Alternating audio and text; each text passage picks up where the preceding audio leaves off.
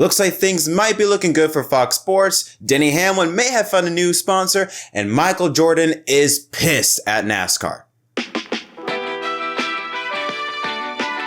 Yo, what's up everyone? My name is Jed. Welcome back to an episode of Inside Lines. Hope you're having a wonderful day. Before we jump into it, as always, if you haven't already, don't forget to leave a like and subscribe for more content and comment down below any of the 3 stories that we're going to be discussing today. Let's first talk about Fox. NASCAR on Fox has been horrendous as of late. And one of the people behind the downfall, this is Artie Kepner, who has been the director of NASCAR on Fox since its inception in 2001. While it was great at the beginning, as of late, like I said, it has been absolutely horrendous. From being over-commercialized to just the on-air talent not being that good, the horrific production by cutting to cameras and different angles that just make no sense or just ruin what's happening on screen right now. Just everything going on right now with Fox Sports is very bad at the moment. But things might be looking good in the future because it was announced yesterday that Artie Kepner will be leaving Fox Sports to head over to ESPN as part of their Monday Night Football coverage as they gear up to get ready to host the Super Bowl in 2027. Since Artie Kepner has done Super Bowls, ESPN wanted to have someone with more experience on this. ESPN, good luck. As for Fox, this could be a wonderful thing. Could be. Obviously, they could find someone that is just as bad or maybe even worse than Artie Kepner, but I kind of look at this similar to WWE. If you're a WWE fan, a longtime WWE fan, you may know of the guy named Kevin Dunn, who has been like the producer for all WWE shows. And if you know what he does, it has been so aggravating, is constant camera cutting. It's like cuts a new camera every 2 seconds. That just makes your eyes start to wobble all over the place. Ever since he left, we had a new producer behind the scenes at WWE, and the production quality has gone up times 1,000. Just better graphics, better camera angles. Everything has been miles, light years ahead better ever since Kevin Dunn has left the WWE. And I think the same thing could happen with Fox, at least with NASCAR on Fox. I feel like we just need to bring in new people, a different set of eyes that can change the product, because Fox Sports is in desperate need of some type of boom, some type of encouragement to be better, because it has just been getting worse and worse and worse as the years go on by. So hopefully this can lead to better and brighter things for Fox down the line. Let's next talk about Michael Jordan. Jordan, NASCAR, and the lawsuit. We already know the story. NASCAR countersuing Michael Jordan's longtime business partner and minority owner of 23XI Racing, Curtis Polk. We'll discuss in this counter lawsuit things of how Curtis Polk was like the mastermind to try and manipulate the NASCAR negotiations with the new charter agreement by threatening to boycott Daytona the Duels or the Daytona 500 qualifying, by getting the teams to boycott negotiations with NASCAR entirely, which I should remind everyone is absolutely stupid, because Richard Childress has gone on record to say that Curtis Polk didn't do anything that we also didn't do. Whatever Curtis Polk did, we all did. We all said together that we will do this. So for NASCAR to single out everyone else and only sue Curtis Polk, it's very telling. It says a lot of things. First off, number one, they're doing this because he is an outsider. It would look really bad if NASCAR were to sue Denny Hamlin, for example, since, he is part of NASCAR, has always been part of NASCAR for decades. And it will look even more stupid to then sue Michael Jordan, since it's Michael Jordan, and you do anything with him, it will generate headlines. And more than likely, based on how this lawsuit is, NASCAR would look 10 times worse if they were to sue Michael Jordan. So they had to sue Curtis Polk. So it's like, oh, let's pick on the little guy, quote unquote little guy. Well, that was a bad idea, because a spokesperson for Michael Jordan basically said, pull up that Last Dance meme.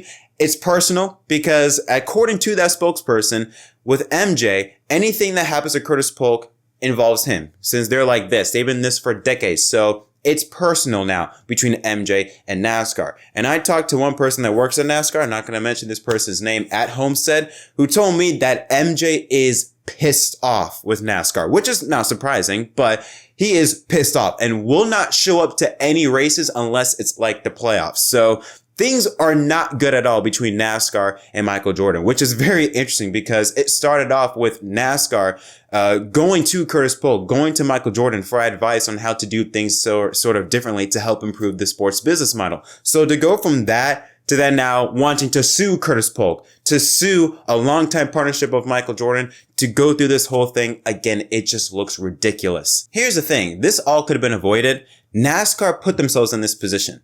they kept using an outdated, and it can be, based on what it looks like from the law, illegal practice in how they run their sport, or at least illegal in terms of the antitrust and things of that nature. It's not a good look for them on how they're doing business. And I've always said this, them countersuing Curtis Polk means that they're running out of options. If they were so confident in their lawsuit, in the original lawsuit, they wouldn't be doing this. They're only doing this because they're trying to find something. I feel like I can't discuss what is that they're finding, but to me, it just makes no sense. If you're very confident, why are you countersuing? You just go through the original lawsuit. Let's go to trial and everything will be fine. Y'all win if you're that so confident. But the fact that they're going out and countersuing Curtis Polk, again, this all just tells me that they are desperate. They are on the losing end and they're trying to find something to win out of this, because with the way it's looking, it is not going to be good for NASCAR. No way whatsoever it'll be good for NASCAR. And it's going to get even worse when we go to trial, which I think it will be in the off season, and we really get to see everything, which I'm pretty sure fans of us at NASCAR and the other 13 or so team owners are also wanting to know exactly everything that's been going on behind the scenes, which will officially be brought to the public space when we go to trial. And finally, Denny Hamlin. Now, we know he's entering the 2025 season without two of his major sponsors, Mavis Tires and Brakes and FedEx. I mean, I still can't believe he showed up to that season with just a bare hauler with little associate sponsors like Yahoo Sports Clips and Hawaiian King or King's Hawaiian. They've been able to fill up some spots, National Debt Relief. They have AM and PM for a couple races, which I didn't even know that was a convenience store. I had no idea that thing even existed, but probably is more out on the West Coast. They've been able to fill in some spots here and there, but they don't have that main anchor sponsor. Well, looks like they may have found that. According to the Sports Business Journal, Progressive Insurance has been labeled as the main sponsor to join Joe Gibbs Racing and specifically Denny Hamlin for a anchor sponsorship deal. Now, this shouldn't be surprising on one side. Not only has Progressive sponsored NASCAR in the past, they sponsored Ryan Newman's number 6 car for a race at Pocono, I believe, in 2020. But if you take a look at the 2024 top 10 spenders on TV on NASCAR races, Progressive is fourth on that list. First is Toyota with $3.3 million, then Wendy's at $2.5. Third is Breasttree at 2.4. Fourth is Progressive at 1.8 and Ford in fifth at 1.4. Those four of the five are involved heavily with NASCAR in one way, shape, or form. Wendy's and Breasttree, they're major sponsors. Wendy's with Trackhouse, Breasttree with the number 3 at RCR, and Ford and Toyota are manufacturers in NASCAR. So they are heavily involved with the sport. So on one side, it's not surprising to see the Progressive potentially looking at wanting to join in on NASCAR. And when you think about insurance, car insurance, it makes sense. If this does happen, I better see some Flow commercials. NASCAR has this whole incentive with this driver program by getting drivers' faces to promote more about the sport.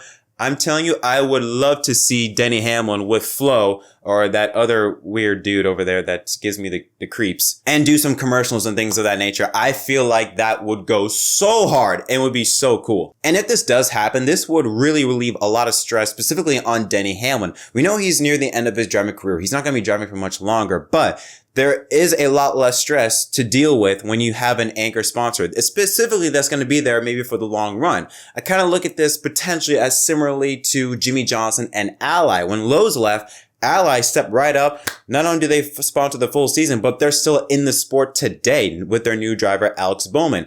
Something like this could be a possibility where we could see Denny Hamlin have a sponsor like Progressive, basically give him the opportunity to do something that not many drivers are capable of doing, and that is to finish on their own terms. Matt Kenseth was kind of booted out of it because what he was asking for in terms of his contract, sponsors weren't stepping up to the plate in order to fill up that gap, and he was forced to leave for a cheaper Eric Jones and was basically forced to retire. Or a guy like Kyle Busch, who was forced to really leave Joe Gibbs Racing because the contract he was asking for and the sponsorship to be able to fill that gap wasn't able to come up with enough and wasn't able to keep Kyle Busch with the team. Well, now with Denny Hamlin, he signed a contract extension a little bit ago before FedEx and Mavis left.